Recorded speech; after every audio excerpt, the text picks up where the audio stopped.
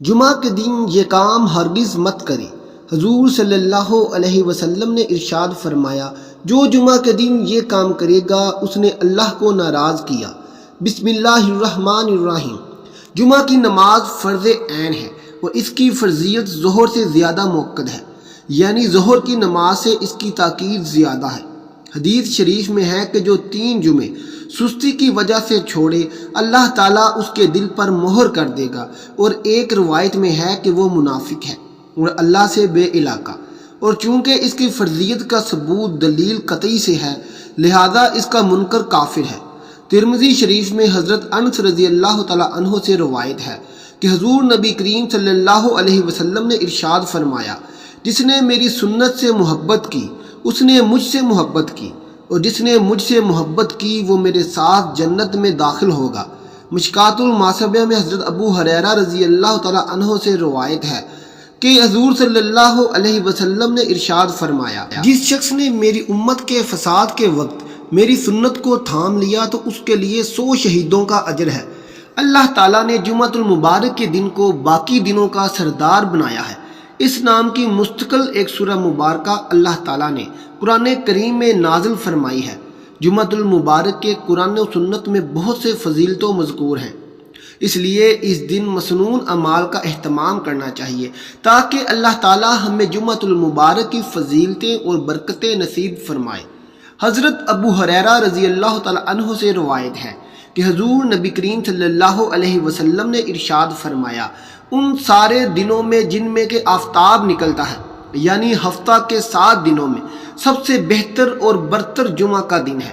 جمعہ ہی کے دن اللہ تعالیٰ نے سیدنا آدم علیہ السلام کو پیدا کیا، اور جمعہ ہی کے دن وہ جنت میں داخل کیے گئے، اور جمعہ ہی کے دن وہ جنت سے اس دنیا میں بھیجے گئے، اور قیامت بھی جمعہ ہی کے دن قائم ہوگی۔ حضرت طارق بن شعاب رضی اللہ تعالیٰ عنہ سے روایت ہے کہ حضور صلی اللہ علیہ وسلم نے ارشاد فرمایا، جمعہ کی نماز جماعت کے ساتھ ادا کرنا ہر مسلمان پر لازم ہے اور واجب ہے۔ اس وجوب سے 5 قسم کے آدمی مستثنیٰ ہیں۔ نمبر 1 غلام، نمبر 2 عورت، نمبر 3 نابالغ لڑکا، نمبر 4 بیمار، نمبر 5 مسافر۔ اسی طرح حضرت ابو جعد زمری رضی اللہ تعالیٰ عنہ سے روایت ہے کہ حضور صلی اللہ علیہ وسلم نے ارشاد فرمایا، جو آدمی بلا عذر 3 جمعے تساہل یعنی سستی اور سہل انگاری کی وجہ سے چھوڑ دے گا، اللہ تعالیٰ اس کے دل پر مہر لگا دے گا، یعنی پھر وہ شخص نیک عمل کی توفیق سے محروم ہی رہے گا۔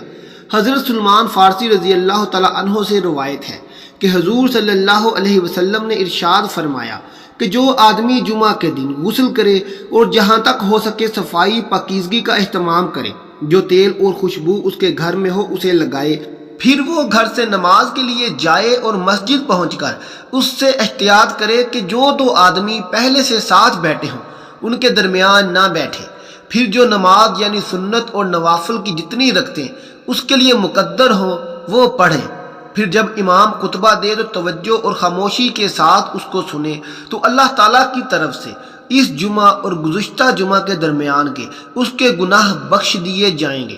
حضور صلی اللہ علیہ وسلم نے ارشاد فرمایا، جو شخص جمعہ کے دن 7 اعمال کر لے اس کو مسجد جاتے ہوئے ہر قدم پر 1 سال کی نفلی نمازوں کا ثواب اور 1 سال کے نفلی روزوں کا اجر و ثواب ملے گا۔ وہ 7 اعمال یہ ہیں، نمبر 1 غسل کرنا، نمبر 2 اچھے کپڑے پہننا، نمبر 3 مسجد جلدی جانے کی فکر کرنا، نمبر 4 مسجد پیدل جانا، نمبر 5 امام کے قریب بیٹھنے کی کوشش کرنا، نمبر 6 خطبہ غور سے سننا، نمبر 7 کوئی بیہودہ لغو کام نہ کرنا۔ حضرت ابو سعید خدری رضی اللہ تعالیٰ عنہ سے روایت ہے کہ حضور صلی اللہ علیہ وسلم نے ارشاد فرمایا، جو شخص جمعہ کے دن سورہ کاف پڑھے اس کے لیے 2 جمعوں کے درمیان نور روشن ہو جائے گا۔ امیر المومنین حضرت سیدنا علی بن ابی طالب رضی اللہ تعالیٰ عنہ سے روایت ہے کہ حضور صلی اللہ علیہ وسلم نے ارشاد فرمایا، جس شخص نے جمعہ والے دن سورہ کاف کی تلاوت کی تو وہ آئندہ جمعہ تک ہر طرح کے فتنے سے بچایا جاتا ہے، یہاں تک کہ اگر دجال بھی نکل آئے تو اس سے بھی وہ محفوظ رہے گا۔ اسی طرح حدیث مبارکہ میں آتا ہے کہ جس شخص نے سورہ کاف کی پہلی 10 آیتیں حفظ کر لیں اور پابندی سے پڑھتا رہا، وہ دجال کے فتنے سے بچا دیا جائے گا۔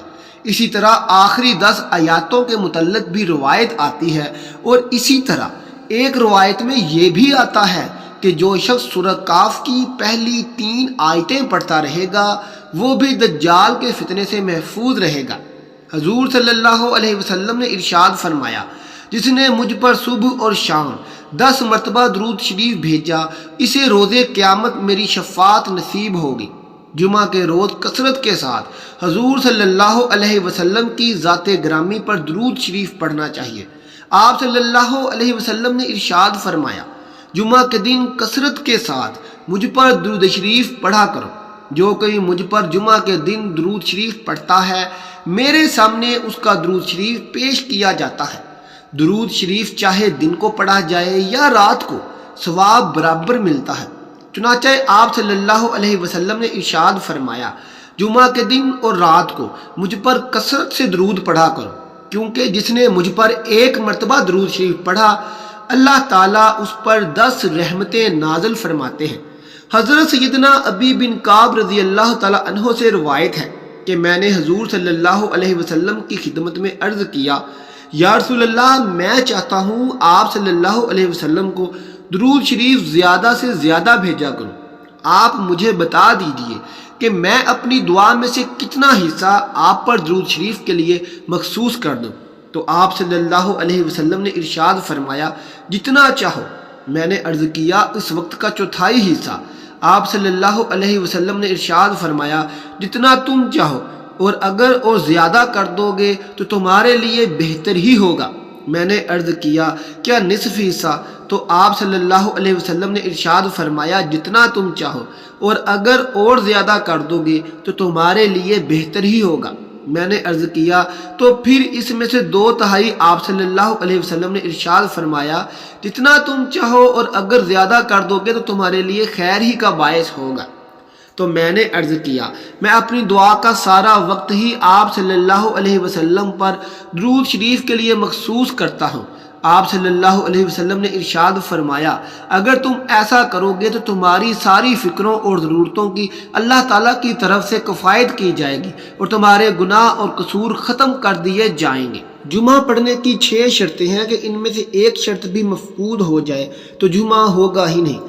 نمبر 1، شہر یا شہر کے قائم مقام بڑے گاؤں یا قصبہ میں ہونا، یعنی وہ جگہ جہاں متعدد کوچے اور بازار ہوں، وہ ضلع ہو یا وہاں کوئی حاکم ہو کہ مظلوم کا انصاف ظالم سے لے سکے۔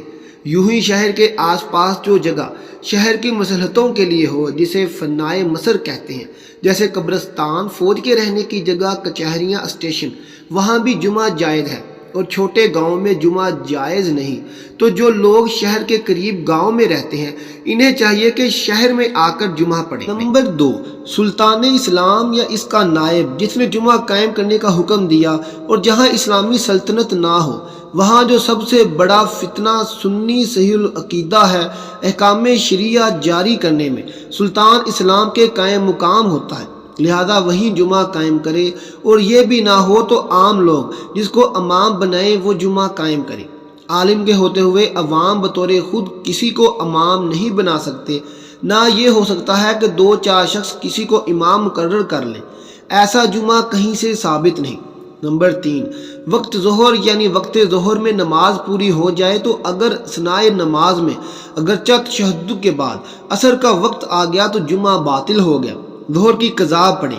نمبر 4، خطبہ جمعہ، اور اس میں شرط یہ ہے کہ وقت میں ہو اور نماز سے پہلے، اور ایسی جماعت کے سامنے جو جمعہ کے لیے شرط ہے، اور اتنی آواز سے ہو کہ پاس والے سن سکیں، اور اگر کوئی امر مانع نہ ہو اور خطبہ و نماز میں اگر زیادہ فاصلہ ہو جائے تو وہ خطبہ کافی نہیں۔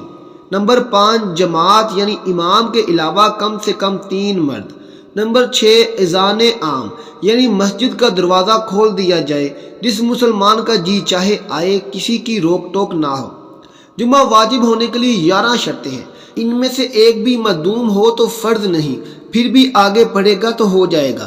نمبر 1، شہر میں مقیم ہو۔ نمبر 2، صحت، لہذا ایسے مریض پر کہ مسجد میں جمعہ تک نہ جا سکتا ہو، یا چلے جانے میں مرض بڑھنے یا دیر میں اچھا ہونے کا کوئی خدشہ ہو۔